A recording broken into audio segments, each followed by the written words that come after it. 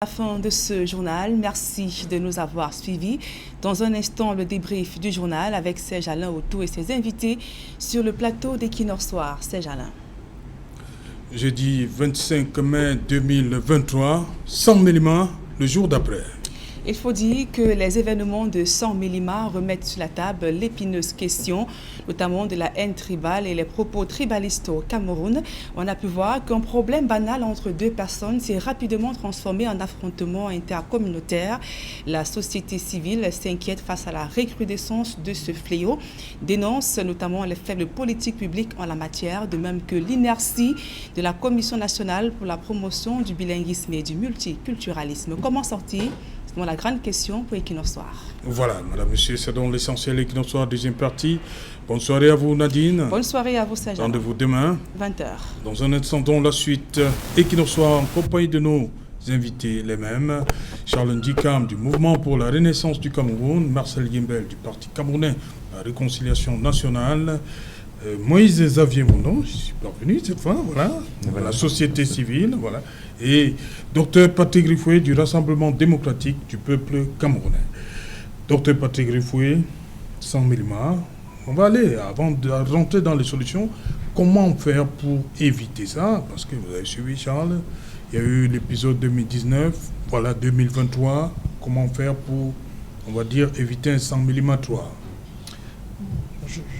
C'est pas un 100 mm 3 qu'il faut éviter, il faut faire en sorte que les communautés qui cohabitent et pour lesquelles les points de friction existent, pour lesquels il y a des antécédents de situations critiques et en même dans certains cas entraîner des pertes en vies humaines, il faut faire en sorte que cette coexistence soit pacifiée. C'est ça le plus important, parce que s'il n'y a rien à 100 mm, je ne sais pas moi, en 2025, et qu'on a cette situation à Balignonga, nous allons nous retrouver ici pour en parler. Donc il faut faire en sorte que nous ne nous retrouvions pas ici pour des situations aussi alarmantes que celle-là. Je pense que c'est le plus important. Et moi j'ai envie de dire, c'est ce que je voulais dire tout à l'heure, que pour une situation comme celle-là, pour une problématique qui nous concerne tous en tant que Camerounais, la première chose, c'est de cesser de croire que le gouvernement a une baguette magique qui réglerait tout. C'est un problème ancien. Si l'État pouvait le régler, si le gouvernement pouvait le régler, il l'aurait fait. Donc, il faut que nous réfléchissions ensemble, même en termes de solutions. Non, une minute, oui, docteur, il faut une minute. On a eu en 2019, les membres du gouvernement sont allés, ils ont tenu une réunion avec les jeunes, ils ont parlé à la jeunesse de 100 000. Ils ont fait des promesses, nuitamment. Vu, c'est qu'est-ce qui a été fait entre 2019 et 2023. Lorsqu'on regarde les images qui nous viennent de 100 000, on voit une jeunesse dans la rue. Est-ce que si cette jeunesse avait été occupée, entre guillemets, on se comprend, est-ce qu'on aurait eu... On a fait des promesses en 2019. Est-ce qu'elles ont été tenues? Déjà, je n'ai pas assisté à la réunion de 2019, donc je ne sais pas ce qui a été promis. Si des promesses ont été faites, je ne sais pas ce qui a été promis par les ministres de la République aux jeunes de 100 mm. Mais je ne suis même pas certain que si ces promesses avaient été tenues, qu'une situation comme celle-ci n'aurait pas mené à cette occurrence déplorable. Puisque nous avons d'autres zones dans lesquelles on a des frictions comme ça, et il suffit toujours, je dis toujours, que moi et Moïse, qu'on se retrouve dans une situation conflictuelle pour que derrière ça implique nos deux communautés. Je ne pense pas que la solution soit de faire des promesses à X ou Y, parce que si on fait des promesses aux jeunes de 100 mm, bon, est-ce qu'on va faire les promesses aux jeunes de Balignonga? Est-ce qu'on va faire des promesses aux gars qui dans le Noun se regardent en chien de faïence entre Bamoun et Bamileke? Est-ce qu'on va faire la même chose entre les Baya et les Boro? Moi, je crois qu'à un moment, j'avais fait une cartographie des zones de conflit entre communautés au Cameroun. Il y en avait 9. Il y avait 9 départements qui étaient concernés à cette époque-là, et il n'y avait pas le Dja-Elobo. Donc, si on actualise cette cartographie, on aura 10. Vous intégrez le Dja-Elobo? Oui, si on intègre le Dja-Elobo, on aura 10.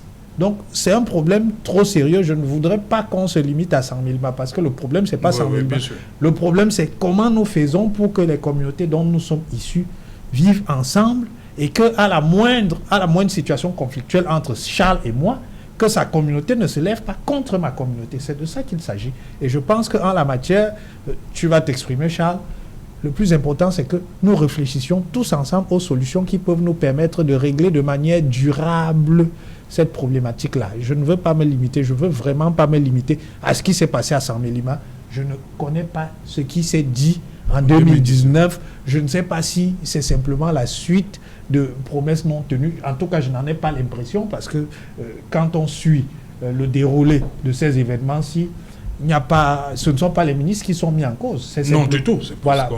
Donc, on ne peut pas réfléchir comme ça. En revanche, il faut que nous réfléchissions tous pour faire en sorte que le dispositif qui a commencé à être mis en place par le gouvernement, c'est-à-dire la Commission nationale pour le bilinguisme... C'est depuis 2017. Depuis 2019, c'est-à-dire... 17 janvier 2017. Voilà, c'est-à-dire le programme Langue et Culture nationale qui a été introduit à l'éducation de base, c'est-à-dire l'apprentissage de notre histoire, parce que nous connaissons mal notre histoire. Si demain, le Banso qui se trouve au nord-ouest, le Bamoun et le Bafia apprennent qu'ils sont d'une même souche, je pense qu'après demain, il faudra réfléchir par deux fois avant de se dire « je vais aller faire la guerre à mon cousin parce que je découvre qu'en fait c'est mon cousin, même si nous ne parlons plus la même langue aujourd'hui. » Donc il faut accentuer ces initiatives qui sont des initiatives gouvernementales afin qu'on comprenne qu'au fond, il y a beaucoup plus d'éléments qui nous rassemblent souvent sur le plan anthropologique qu'il n'y paraît, et que le monsieur que je regarde comme étant d'une communauté voisine est en fait mon frère au fond. Mais il faut aller au-delà de ça, parce que par exemple sur les réseaux sociaux, on parlait tout à l'heure de la question de l'anonymat. Mais si on veut lutter de manière efficace contre cette haine-là qui participe à amplifier les petits conflits sociaux qui peuvent naître, il faut qu'on ait un observatoire afin de pouvoir relever en temps réel les propos qui sont disséminés et identifier les points de dissémination. Parce que pour le moment, il y a un propos, on en parle un peu et puis plus rien. Mais est-ce qu'on a des métriques qui peuvent nous permettre de dire tel mois, sur Facebook, sur WhatsApp, sur Twitter, on a eu tel nombre de propos qui se rapportent à la haine, à l'incitation à la haine tribale. Nous n'avons pas encore ce type d'outil, mais il faut qu'on le fasse pour pouvoir objectiver ce phénomène-là. Et je pense que, effectivement, si vous rajoutez à ça le fait qu'on décide de donner le petit heure de gloire qu'il faut à ces entrepreneurs de haine-là, beaucoup, pour ceux qui sont connus, parce qu'après il y a la problématique de l'anonymat, beaucoup de ceux qui jouent à ce jeu-là sans se dissimuler vont commencer par réfléchir par deux fois. Maintenant, derrière, vous avez évoqué le fait qu'on ait des gens qui profitent de l'anonymat pour se livrer à ce jeu-là.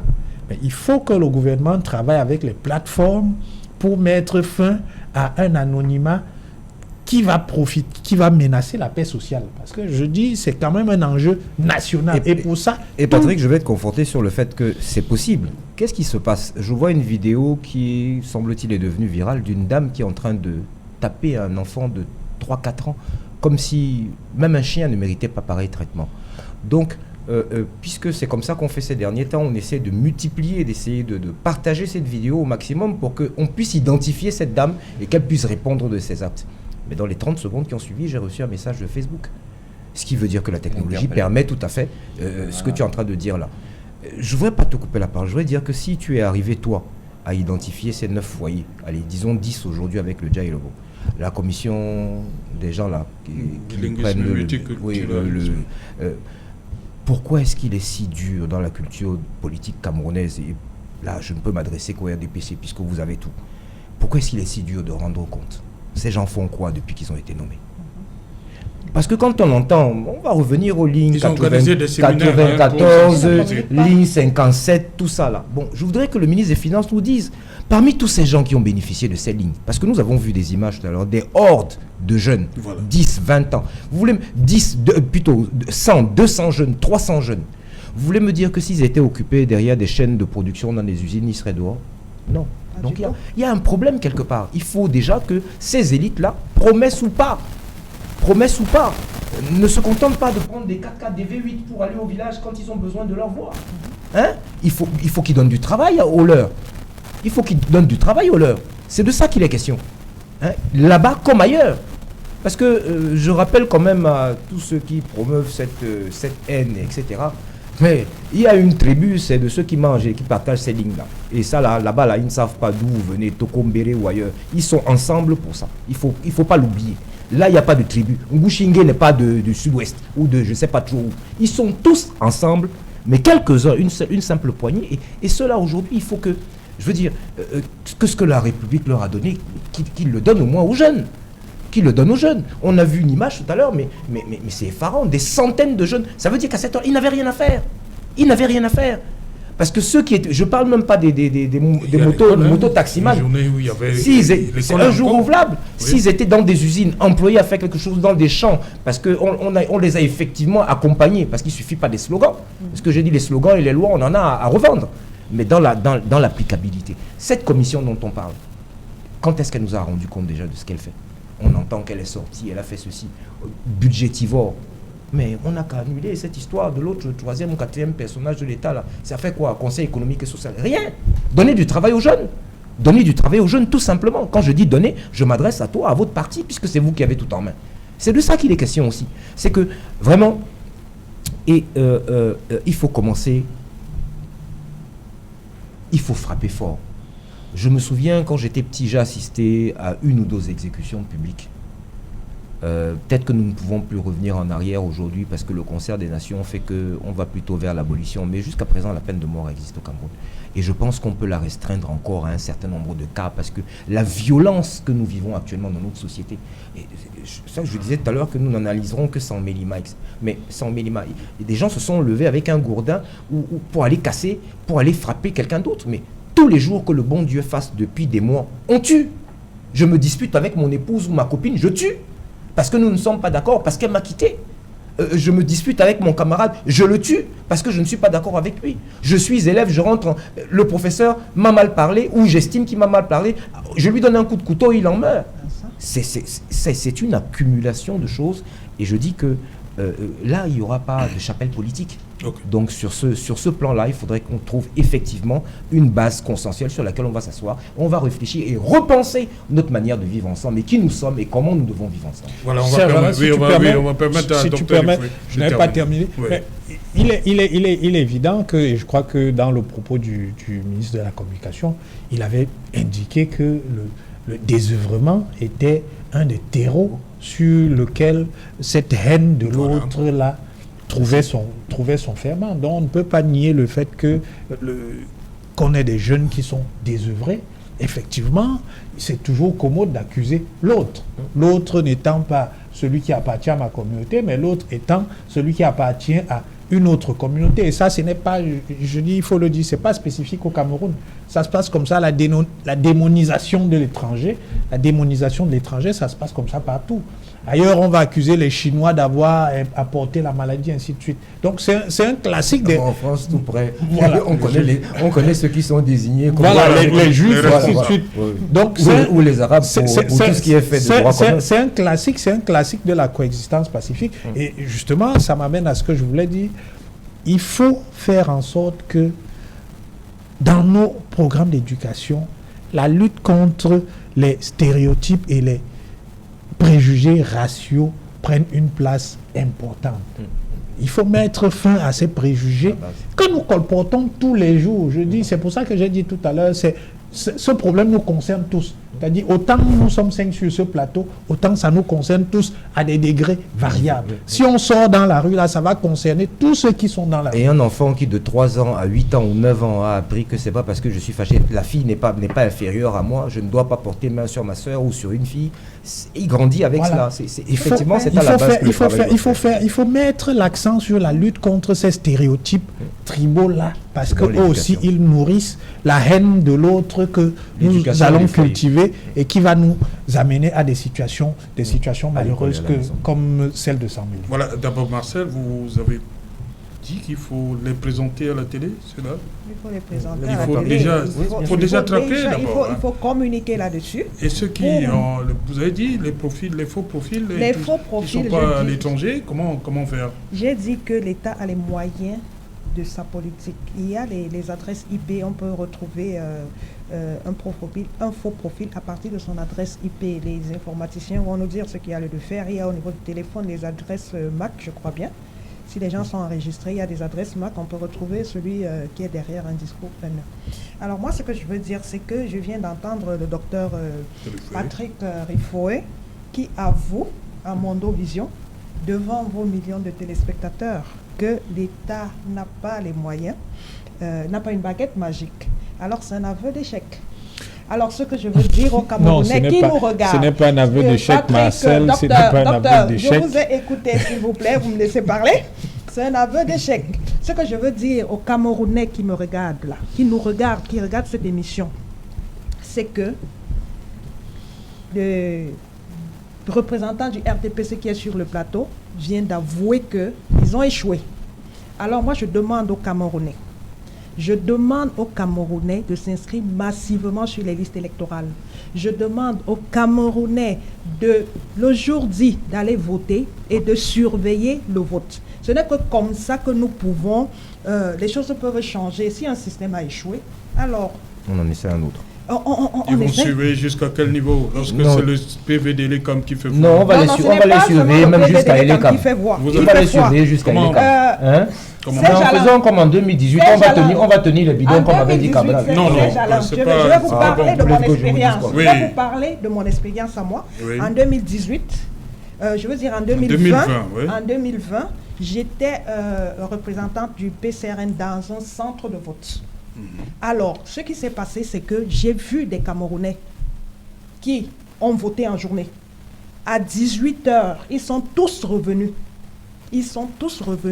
Pour assister au dépouillement. Il n'y avait pas moyen de faire quoi que ce soit. Et vos candidats sont passés? Non, malheureusement, dans ce centre de vote, qui était une base du fief RDPC. Oui, non, pas le fief du RDPC, le fief du STF. Ah, ok. Le fief du STF, le STF a gagné dans ce centre de vote-là. Propre. Donc le système électoral était propre? À ce niveau-là, avec le contrôle du vote, donc l'opposition peut gagner, quoi. Oui, c'est ce qu'on dit. On dit aux gens de s'inscrire sur les listes électorales. Le point que nous avons, c'est que les Camerounais, à un moment donné, on leur a inculqué l'idée selon laquelle aller voter ne sert à rien. Et moi, je sais que ça, c'est les stratèges du RDPC qui, à un moment donné... Donc le RDPC décourage les autres? Oui, le RDPC décourage. Ils peuvent se contenter d'avoir 71% avec 15% ils ont leurs de électeurs votants. qui sont, comment je vais dire, des militants qui sont fidèles. Alors ils disent aux autres, non, voter ne sert à rien. J'étais à la place du défilé le 8 mars. Je vous assure, j'étais tellement choquée. J'ai vu des dames à qui nous demandions de s'inscrire sur les listes électorales parce que nous sommes venus avec l'équipe Elecam, dire carrément que c'est pourquoi vous nous payez pour ça. Et qui véhiculaient ces messages des autres dames. Donc vous comprenez que il y a un travail d'éducation à faire, de pédagogie à faire aux Camerounais. On vous dit, les choses peuvent changer. Les choses peuvent changer. Inscrivez-vous. Oui, chacun doit être, ne peut pas, doit être acteur de changement. Ceux qui sont dans la rue parce qu'ils font du bensikin alors qu'ils ont tout fait pour avoir une vie décente, doivent comprendre qu'ils peuvent être députés, conseillers, ils peuvent être sénateurs. Ils doivent s'inscrire. Ceux qui vous disent que ça ne sert à rien, on nous a dit que ça ne sert à rien. Ils doivent s'inscrire. Et s'ils sont dans la rue, c'est justement parce qu'ils ne sont plus en odeur de sainteté avec le système actuel. Alors ils doivent s'inscrire pour renverser la tendance. Moi, je suis du PCRN. Je ne demande pas aux gens, inscrivez-vous et votez le PCRN. Je dis aux gens, allez vous inscrire massivement pour... Vous demandez qui vote pour vous. C'est pas si mauvais. Je dis ceci. Oui. Je demande aux Camerounais de s'inscrire et renverser la tendance. Quand vous avez suffisamment de députés de l'opposition au niveau de l'Assemblée nationale, par exemple, il y a cette masse critique qui fait que les lois ne seront plus... Oui, on aura une influence sur les lois qui seront votées. Donc, ceux qui nous disent souvent que ça ne sert à rien, s'il vous plaît, c'est les discours du RDPC. Ils sont dans les think tanks actuellement en train de réfléchir comment faire pour décourager davantage les Camerounais en 2025. Nous vous disons, allez vous inscrire. Moi, je ne faisais pas la politique. Je ne faisais pas la politique, j'étais comme les autres. Et les gens faisaient les lois pour moi. Oui. Alors j'ai compris à un moment donné que pour que des choses changent, peut-être pas pour moi, pour les générations futures, il faut rentrer dans la politique. Vous imaginez, vous arrivez dans une entreprise et on vous dit qu'on ne peut pas vous recruter parce qu'il faut une recommandation. Et des gens viennent avec des recommandations, sont recrutés. Vous savez quelle frustration ça fait? On peut aussi c'est-à-dire on peut aussi descendre dans la rue et faire du tort au Cameroun. Eddie Biteya. Eddie Biteya, justement. On peut le faire, mais on s'est dit non. Ne prenons pas cette voie-là. Éduquons les jeunes, entrons en politique, faisons la politique pour que les choses changent. Et nous sommes en train de faire notre part. Nous demandons donc aux Camerounais là, à qui on dit inscrivez-vous, ils nous disent non, ça ne va rien apporter, de s'inscrire sur les listes électorales et massivement. Et la date limite pour les inscriptions de cette année, c'est le 31 août. Allez vous inscrire s'il vous plaît. Voilà. Serge, vous permettez, je voudrais faire une précision rapidement. Oui, je ne veux pas monopoliser la parole. Il ne faut pas que Marcel vienne faire de la politique. Il n'y a pas un aveu en essayant de travestir mon propos. Oui. J'indique que la question dont nous débattons aujourd'hui est une cause nationale. On ne peut donc pas prétendre que c'est de la seule responsabilité de l'État. La preuve, elle-même nous a indiqué qu'il y a un dispositif interne au PCRN. Et quand Charles a entendu ça, il a dit il faut que ça fasse école. Ouais. Ce qui signifie que chacun doit faire sa part à son niveau. Ça ne signifie donc pas que l'État a échoué, ça signifie qu'il ne faut pas considérer que l'État est le seul responsable et qu'il lui appartient de régler cette problématique-là. Nous devons tous apporter notre écho si nous voulons faire en sorte que la paix sociale soit consolidée dans ce pays. La différence entre l'État et nous, c'est que nous leur donnons les moyens. Donc eux fassent déjà leur part et nous complétons. Non, ça va de soi, l'État doit faire sa part. Moïse, justement, on est en train de sortir de l'émission. Voilà, comment faire. Vous nous avez dit que vous avez assisté à 2019. Aujourd'hui, comment comprendre toutes ces images-là, cette horde de jeunes qu'on a vu descendre dans la rue. Vous êtes d'accord avec Charles que si cette jeunesse avait peut-être été occupée, on n'aurait pas vu réagir comme ça? Est-ce qu'il y a un problème véritablement avec l'élite dans le Sud, comme on l'a vu, surtout en 2019? Merci Serge, je vais axer ma réponse sur deux volets. Le premier volet, nous avons tantôt parlé de la commission du bilinguisme, du multiculturalisme. Voilà. Ne nous voilons pas les yeux. La population camerounaise est jeune à plus de 70%. Le conflit des générations aidant, est-ce que vous êtes sûr que cette jeunesse perçoit le discours de ceux qui incarnent cette commission? Ça pose un sérieux problème. Ce discours n'est pas assimilé. Excusez-moi. Ce discours n'est pas assimilé par la jeunesse. Ce qu'on a demandé en 2019 et que nous continuons de demander, nous qui sommes ressortissants du Dja et Lobo, nous qui sommes élites, il faut industrialiser. Vous ne pouvez pas comprendre qu'une partie du Cameroun avec une population aussi jeune n'est pas des... Charles a résumé tout à l'heure, quand ces jeunes sont descendus dans la rue par dizaines, par centaines, ça veut dire qu'ils sont désœuvrés. Parce que si chacun était à son poste de travail, on n'aurait pas eu cette marée humaine dans la rue. Je vais même pousser plus loin en disant, il y a des élèves. Si des élèves se retrouvent libres un jour de classe comme ça veut dire soit ils sont en vacances. S'ils sont en vacances, ou ils font leur stage de vacances, ou ils sont occupés. À quoi? Donc il y a un sérieux problème de gestion de la ressource humaine du Sud Cameroun en général et du Dja et Lobo en particulier. Et c'est pas le discours politique. Moi je m'inscris en faux sur, excusez-moi, RDPC, PCA, RNL et MRC.